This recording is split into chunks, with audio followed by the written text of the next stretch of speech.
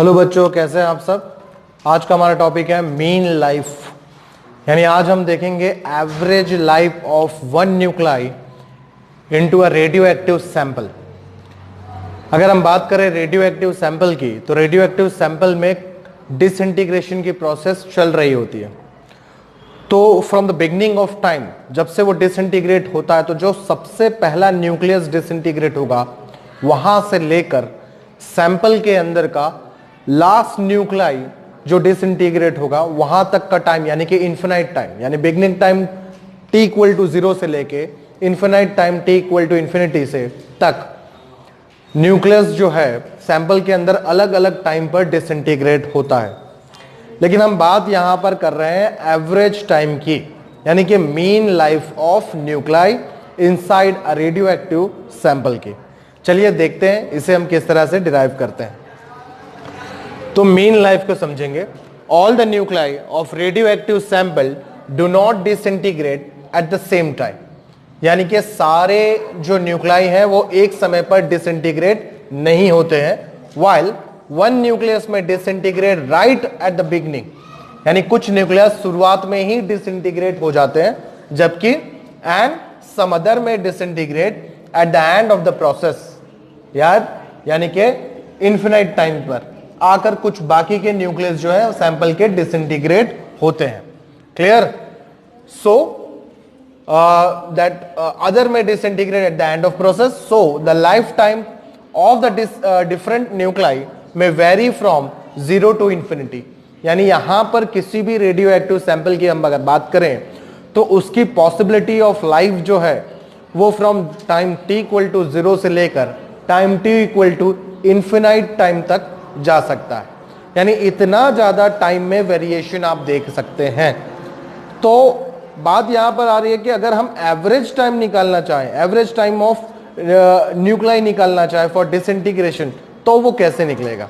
देखिए उसकी डेफिनेशन हम यहां पे मीन लाइफ की कुछ दे रहे हैं। देखिए, it is equal to the ratio of combined age यानी total age, right. It is equal to the ratio of combined age of all the nuclei to the total number of nuclei present in the given sample, right? That is denoted by tau, यानी mean life के जो है उसका symbol जो है वो हमारे पास tau है।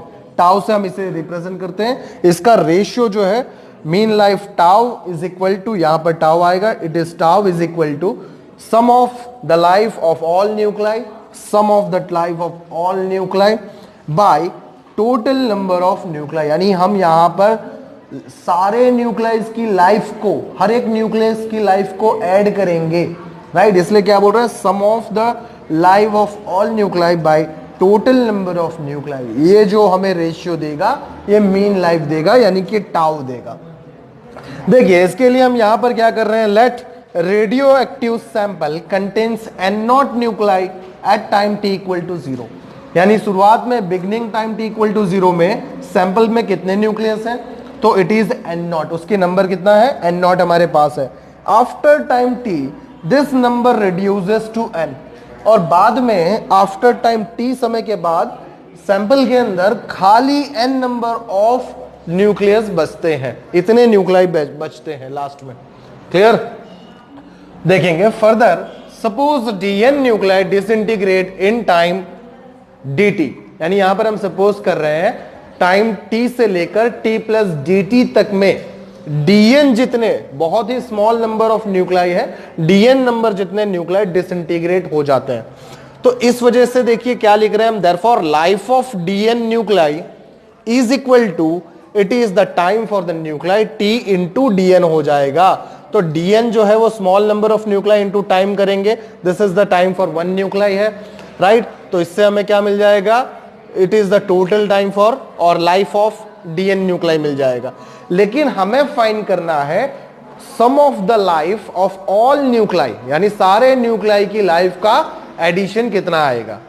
तो देखिए सारे न्यूक्लाई की लाइफ का एडिशन करने के लिए total life of all nuclei n not nuclei is integration हो रहा है from n not to n, यानी यहां पर आप देखेंगे जब सैंपल में एन नॉट न्यूक्लियर हो, वहां से लेकर सैंपल में एक भी न्यूक्लियस ना बचे, तो यहां पर ये टोटल लाइफ ऑफ न्यूक्लाई निकल आई। इस वजह से अगर फॉर्मूला को देखेंगे मीन लाइफ के, तो मीन लाइफ के फॉर्मूला में आपने देखा है already, sum of the life of all nuclei. तो ये टोटल लाइफ ऑफ न्यूक्लाई है, यानी sum of the life of nuclei है, ये हमारे पास आ गया। तो न्यूमरेटर में ये दिखाई दे रहा है। नीचे क्या है, टोटल नंबर ऑफ न्यूक्लाई। तो टोटल नंबर ऑफ न्यूक्लाई क्या है हमारे पास, एन नॉट है, इसलिए ये इक्वेशन है। अब इस इक्वेशन को हम ऐसे भी लिख सकते हैं, therefore it is tau is equal to 1/n0 integration 0 to n0 t into dn, ऐसे हम इसे लिख सकते हैं। क्लियर? अब देखेंगे आप यहां पर इस इक्वेशन के अंदर इस dn की वैल्यू हम फाइंड करना चाहते हैं। देखिए ध्यान से देखिए, dn की वैल्यू हम फाइंड करना चाहते हैं। क्लियर? चलिए इसे इक्वेशन 1 बनाते हैं और यहां पर छोड़ देते हैं। क्लियर? चलिए dn की वैल्यू फाइंड करेंगे, तो उसके लिए हम यहां पे लिखेंगे that we know that from the law of radioactive nuclei, that is n equal to क्या होता है, it is n naught e raised to minus lambda into t होता है। अब यहां पर देखिए मैं दोनों तरफ डिफरेंशिएट करूं with respect to time t, तो differentiate with respect to time t क्या होगा, यहां पर ये dn by dt हो जाएगा, इज इक्वल टू क्या होगा, यहां पर n नॉट कांस्टेंट है, बाहर आ जाएगा। अब यहां पर इसका क्या होगा, डिसइंटीग्रेशन होगा, तो इसका डिफरेंशिएशन होगा, तो यहां पर डिफरेंशिएशन क्या होगा, it is e raise to minus lambda t हो जाएगा यहां पर, और इनटू क्या होगा, अगेन माइनस लैम्बडा t का फिर से डिफरेंशिएशन होगा, so which is only minus lambda. तो इस हिसाब से ये इक्वेशन जो है वो आपको कुछ ऐसे दिखेगा, that is dn is equal to minus lambda n not e raise to minus lambda t into dt। Clear? Into dt। ये इक्वेशन आपको यहां पर इस तरह से दिखाई दे रहा है। चलिए यहां पर जगह बना लेते हैं इसके लिए यहां पर जगह बना लेते हैं। देखेंगे आप यहां पर हम ये सब कर रहे हैं dn की वैल्यू फाइंड करने के लिए, ताकि हम इक्वेशन 1 में उसकी जगह वैल्यू सब्स्टिट्यूट कर सकें। चलिए आप देखिए यहां पर अब हमें dn मिल चुका है यहां पर, यानी हम यहां पर वैल्यू सीधे से सब्स्टिट्यूट कर सकते हैं। लेकिन वैल्यू सब्स्टिट्यूट करने से पहले हम यहां पर इसकी लिमिट चेंज कर लेते हैं। तो देखिए changing limits,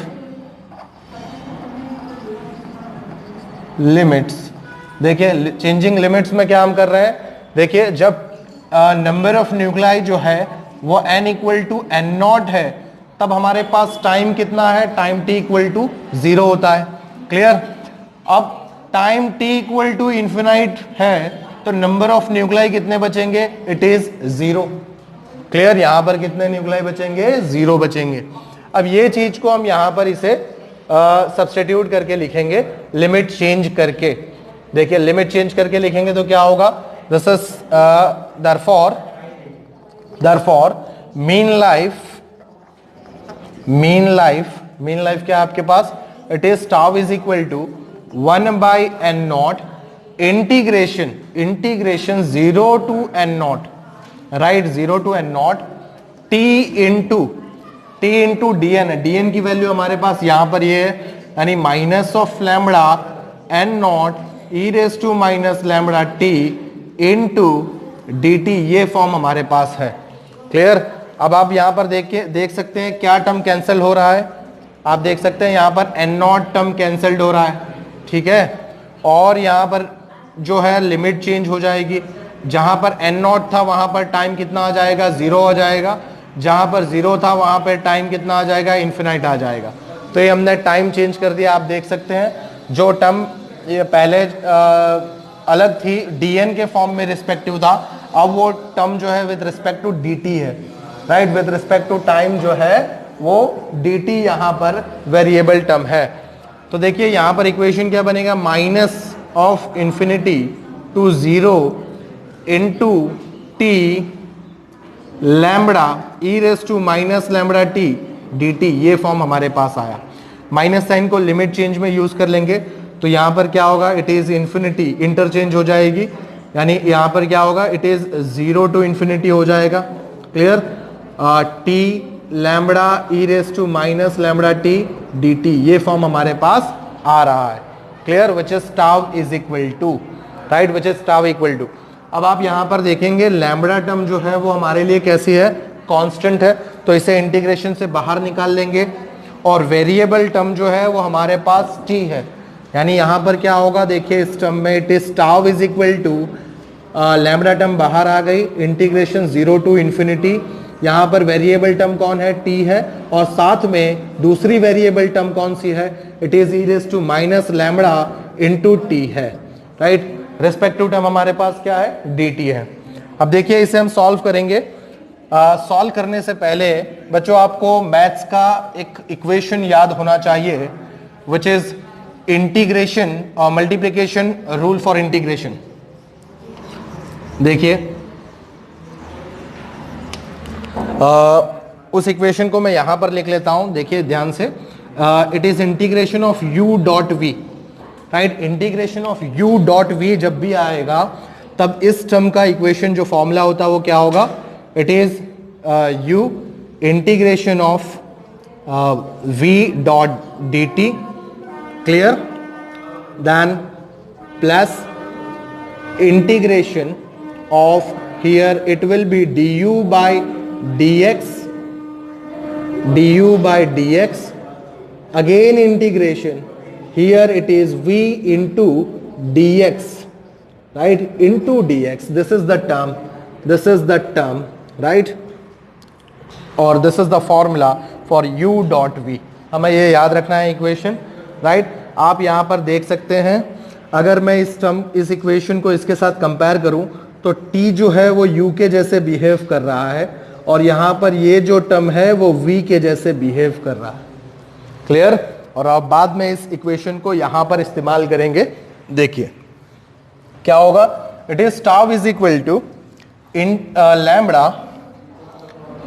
lambda integration 0 to infinity। अब देखिए मैं u की जगह t को जो है u की जैसे इस्तेमाल करूंगा, तो यहां पर इसे मैं इस तरह से लिखूंगा, देखिए ध्यान से, here t integration 0 to infinity e raise to minus lambda t, clear, then here we have plus sign, then integration 0 to infinity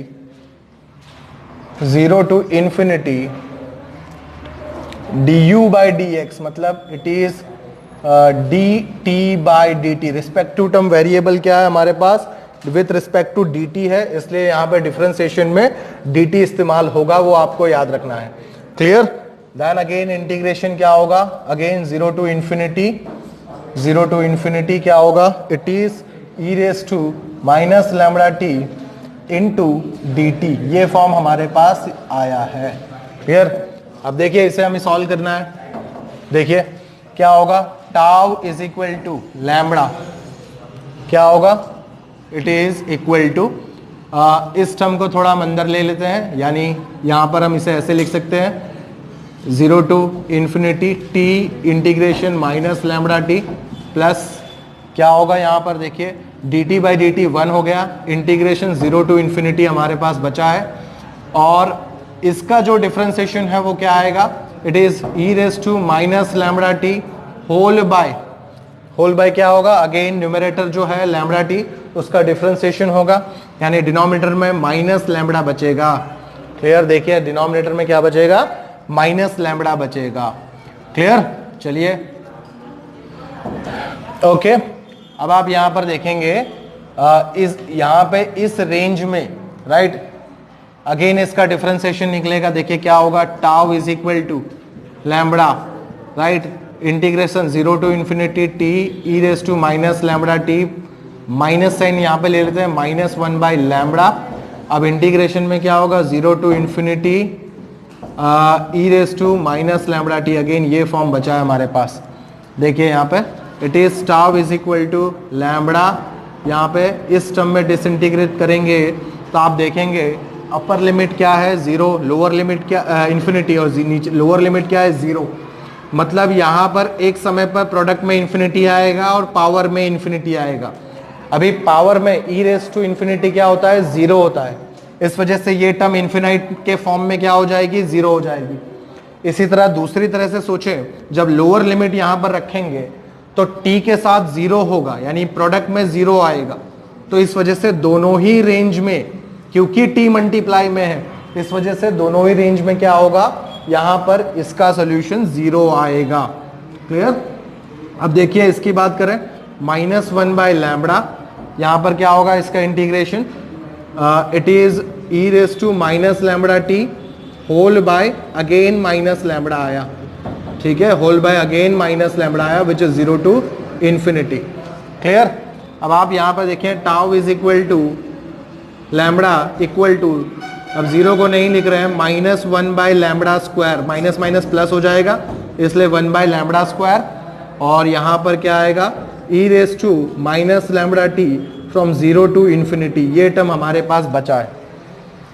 अब आप यहां पर देखेंगे एक लैम्बडा यहां से कैंसिल हो गया, so it is tau is equal to 1 by lambda यहां पर बचा है, ब्रैकेट में क्या होने वाला है, देखिए ध्यान से, यहां पर it will be upper limit minus lower limit होगा, upper limit minus lower limit का मतलब e raise to minus infinity minus of e raise to 0, ये फॉर्म आएगा। क्लियर।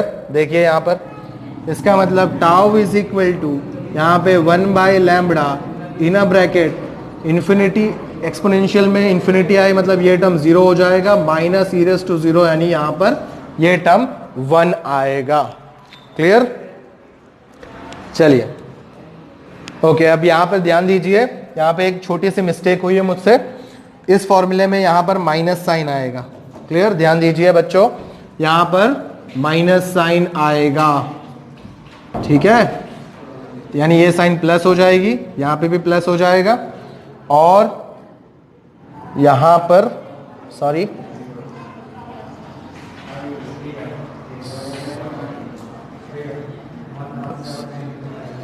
मिस्टेक हुई है, साइन मिस्टेक,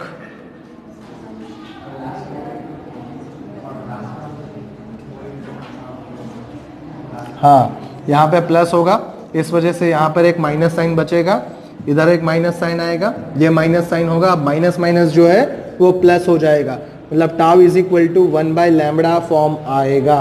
ध्यान दीजिए, ये जो इक्वेशन है हमारे पास मीन लाइफ के लिए है, ये इक्वेशन किसके लिए है, मीन लाइफ यानी कि एवरेज लाइफ के लिए है। ठीक है।